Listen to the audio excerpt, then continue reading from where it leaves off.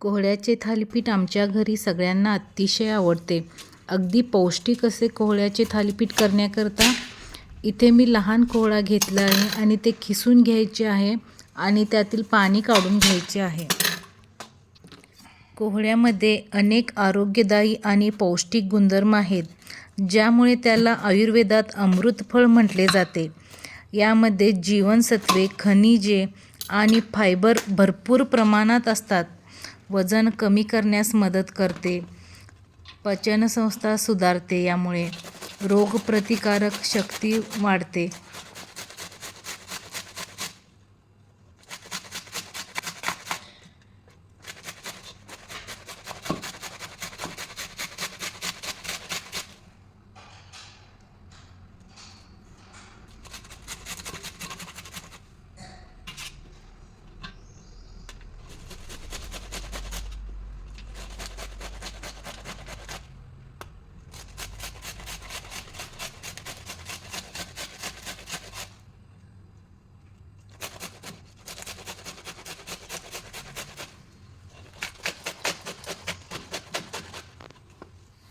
कोहळा किसून झालेला आहे माझा. त्यातील पाणी काढून घेतले, मी बाजूला ठेवले.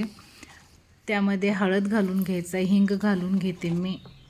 इथे मी लाल तिखट घातले. तुम्हाला जर आवडत असेल तर तुम्ही हिरवी मिरची घालू शकता. कोथिंबीर घातली, इथं जिरे, ओवा, मीठ घालून घेतले.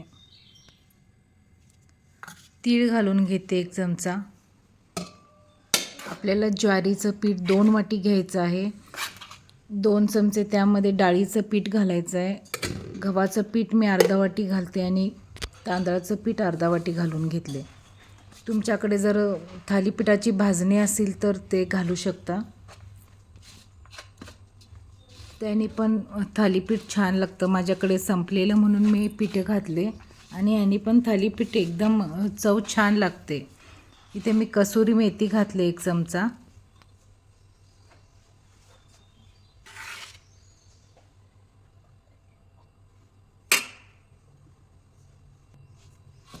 कणिक मळून झाले.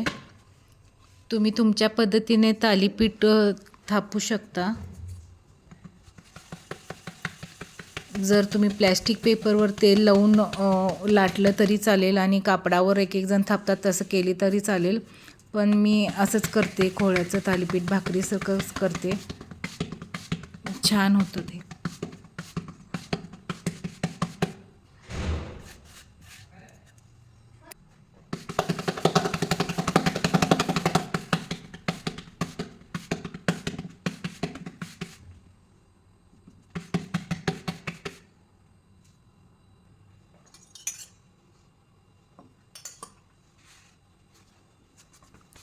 दोन्ही साईडला तेल लावून छान भाजून घ्यायचं आहे आपल्याला.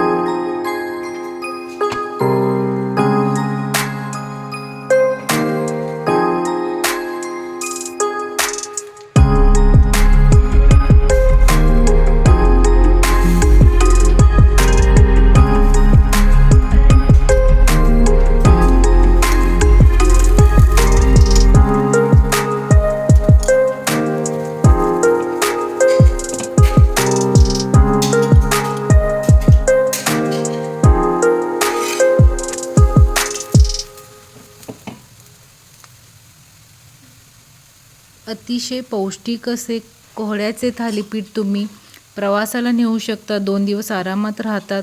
मुलांना टिफिनमध्ये देऊ शकता. रेसिपी आवडली तर लाईक करा, शेअर करा आणि सबस्क्राईब करा. जय जिनेंद्र.